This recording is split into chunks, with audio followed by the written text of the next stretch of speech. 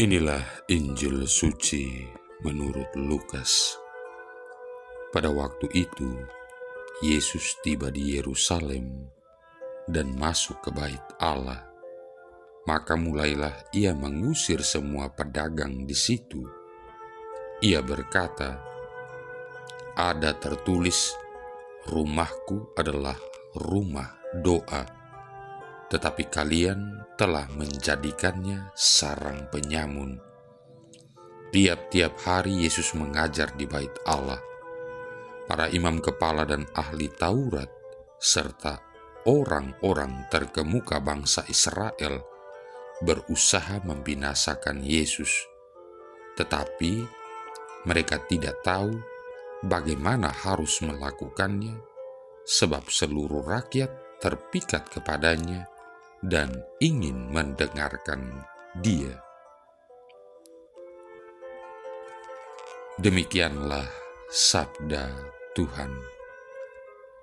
Saudara-saudari yang terkasih, menjual hewan kurban dan menukar uang asing merupakan jasa pelayanan yang memang diperlukan untuk kepentingan para peziarah yang datang ke kota Yerusalem. Pada kenyataannya, sejumlah pasar itu berlokasi di bait Allah. Namun, di bawah kepengurusan Imam Besar Kayafas, halaman bagian luar bait suci juga menjelma menjadi pasar yang ramai.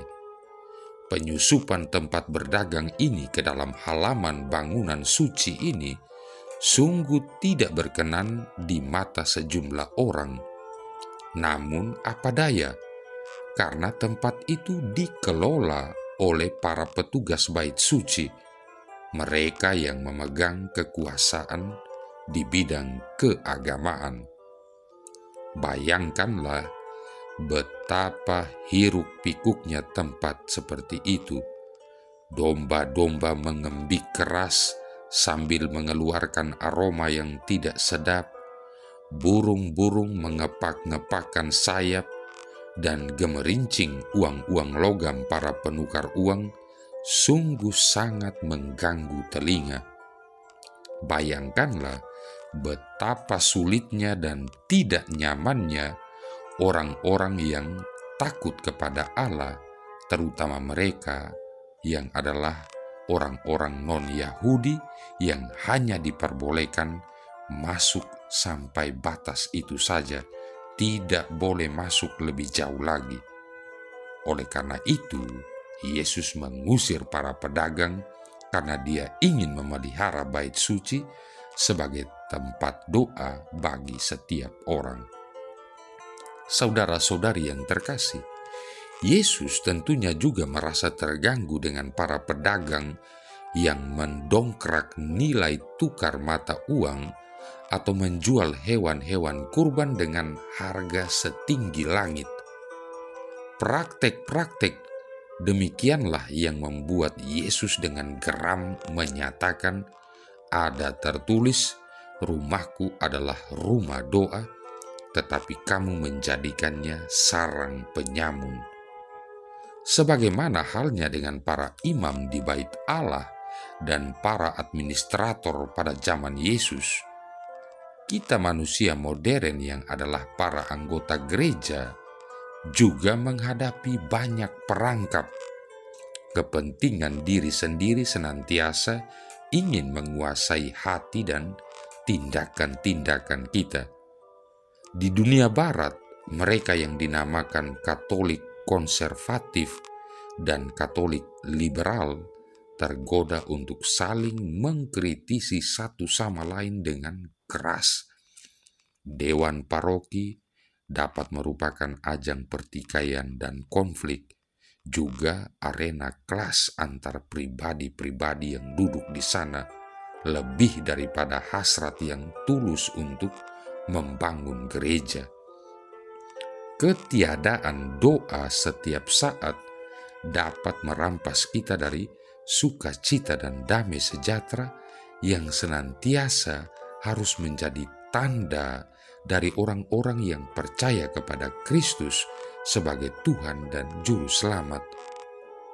Kalau begitu halnya, bagaimana kita masih tetap menyatakan bahwa kita percaya pada gereja yang satu, kudus, katolik, dan apostolik?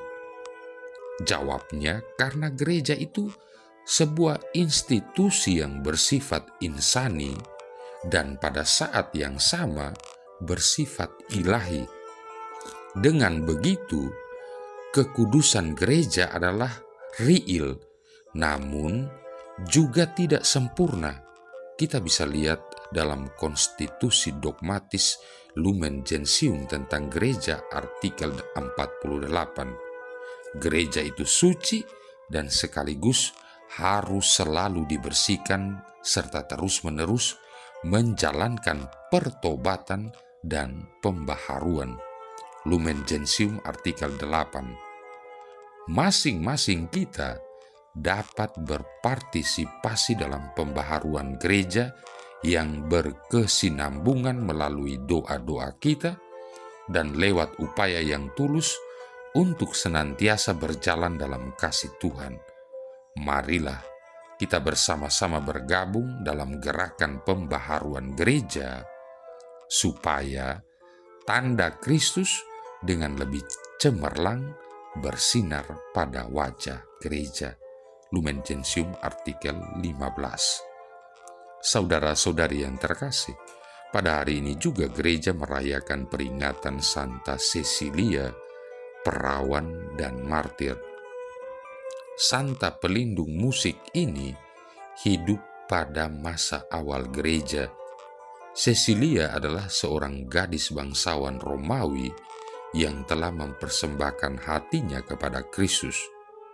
Di bawah gaun-gaunnya yang indah seperti yang biasa dikenakan oleh para perempuan bangsawan, Cecilia mengenakan sehelai baju kasar yang membuatnya menderita.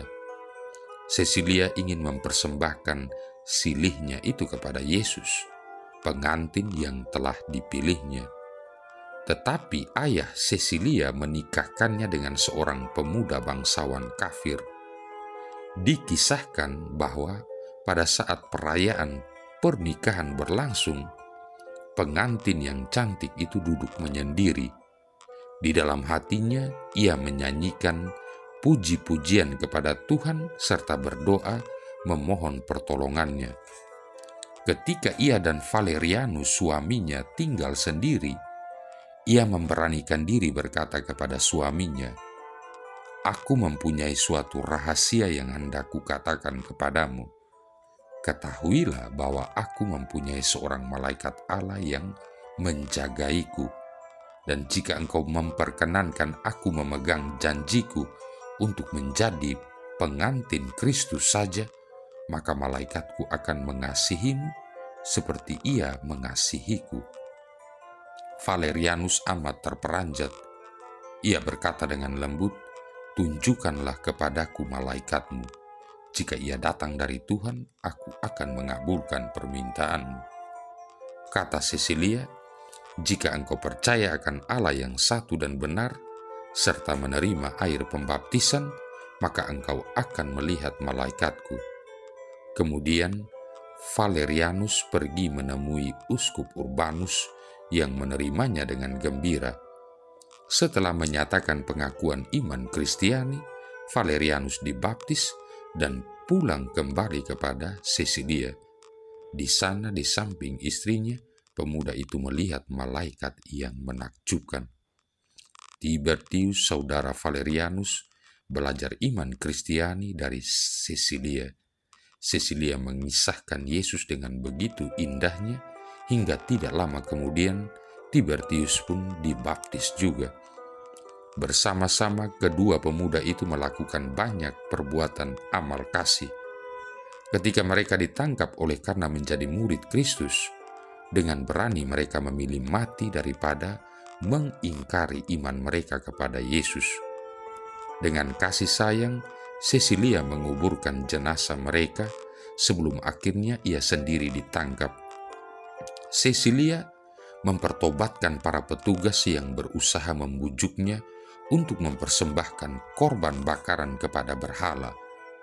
Ketika Cecilia dibakar dalam kobaran api tidak menyakitinya. Akhirnya seorang ditugaskan untuk memenggal kepala Cecilia. Ia menebaskan pedangnya 3 kali ke leher Cecilia. Cecilia rebah tetapi tidak langsung mati.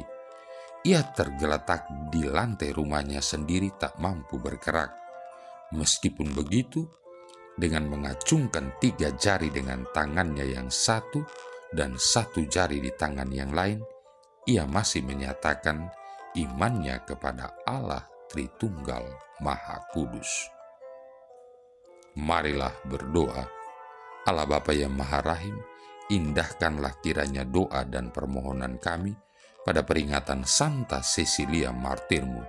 Ia telah meneguhkan pengabdiannya kepadamu dengan gugur sebagai martir.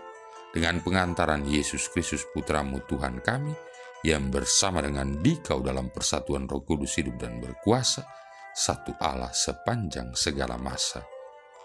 Tuhan memberkati kita sekalian, Bapa, Putra, dan Roh Kudus.